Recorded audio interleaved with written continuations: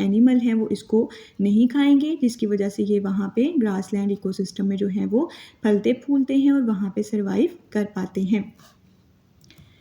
Next है आपके पास forest ecosystem. Forest ecosystem जैसा कि नेम से ही आपको शो हो रहा है, फॉरेस्ट किसको बोलते हैं, जंगल को। अब हम ये पढ़ेंगे कि फॉरेस्ट का माहौलियाती निज़ाम किस तरह का होगा।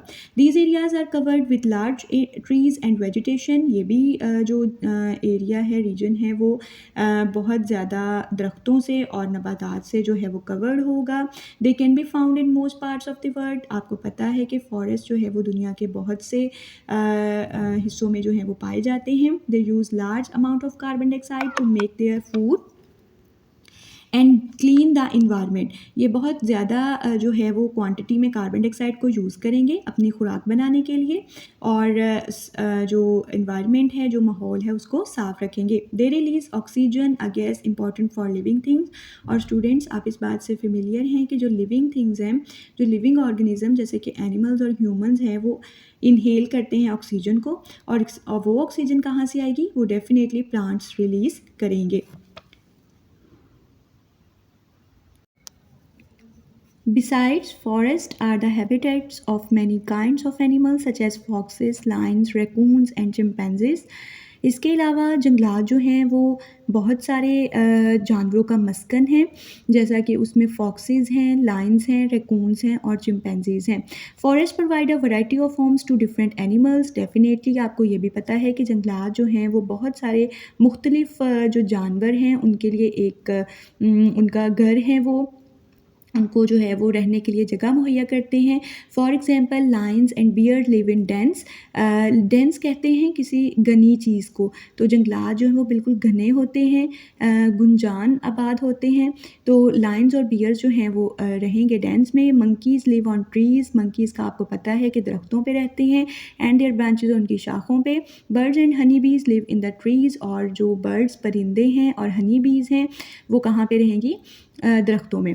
When humans cut down trees, definitely जब इंसान जो हैं वो, ह्यूमंस जो हैं वो दरख्तों को काटते हैं, दे डिस्टर्ब दिस इकोसिस्टम, तो वो इस माहौलियाती निज़ाम को डिस्टर्ब कर देते हैं, ख़राब करते हैं। As many animals lose their homes and food, जिसकी वजह से बहुत सारे जानवर जो हैं वो महरूम हो जाते हैं अपने घरों से और खुराक से। Next one is polar ecosystem. कुतबी माहौलियाती निज़ाम। पोलर एरियाज़ वो होते हैं जहाँ जो सारा साल बर्फ़ से जो है वो ढके हुए रहते हैं। यहाँ पे वही ऑर्गेनिज़म जो है वो सर्वाइव कर पाते हैं जो इस इकोसिस्टम के साथ अडेप्ट हुए होते हैं। Polar areas comprise the earth north and south pole. आपको पता है कि जो हमारे पास अर्थ है उसको डिवाइड किया हुआ है एक इमेजिनरी लाइन से। उस इमेजिनरी लाइन को हम लोग इक्वेटर बोलते हैं। इक्वेटर की अपर साइड पे जो है वो नॉर्थ होता है और जो उसकी लोअर साइड है उसमें साउथ होता है। The north pole is at the top of earth in the Arctic. अब जो नॉर्थ पोल है उसमें जो पोलर एरिया आएगा उसको आर्कटिक बोलते हैं। The south pole is at the bottom of the earth. और अर्थ के ये इमेजिनरी लाइन है जिसने अर्थ को डिवाइड किया हुआ है, उसके बॉटम पे जो है वो साउथ पोल आता है। और साउथ पोल में जो है वो पोलर एरिया आएगा, उसको एंटार्कटिका बोलते हैं। They are covered with ice year round and hence the coldest places on earth. ये जो places हैं वो सारा साल बर्फ़ से ढकी रहती हैं और सबसे सर्द तरीन जो है वो जगह हैं ज़मीन की।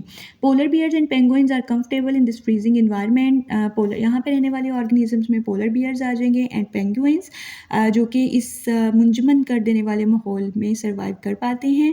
Because of thick layers of fat around their bodies, क्योंकि इनकी जो बॉडीज़ होती हैं उनके इर्द गिर्द जो है वो फैट की मोटी लेयर जो है वो तय होती हैं, जिसकी वजह से ये उस इकोसिस्टम में सर्वाइव कर पाते हैं। However, due to global warming, ice is melting in polar regions. Definitely cutting of trees और अदर ह्यूमन एक्टिविटीज़ की वजह से जो है वो हमारा क्लाइमेट जो है वो गर्म हो जाता है और उस गर्मी की वजह से जो है वो आइस जो है वो मेल्ट हो जाती है पोलर रीजन्स की। पोलर जो बहुत ज़्यादा सर्द इलाके हैं वहाँ पे, which is making the survival of the animals living there there very difficult, जिसकी वजह से जो एनिमल्स वहाँ पे रह रहे होते हैं उनकी सर्वाइवल को जो है वो डिफ़िकल्ट बनाते हैं। अगर ह्यूमन एक्टिविटीज़ जो हैं वो ना हों, अगर ट्रीज़ जो है वो कट डाउन ना हों, तो ग्लेशियर्स और आइस जो है वो मेल्ट नहीं होगी, और जिसकी वजह से ये एनिमल्स जो हैं वो वहाँ पे ईज़िली सर्वाइव कर पाएंगे।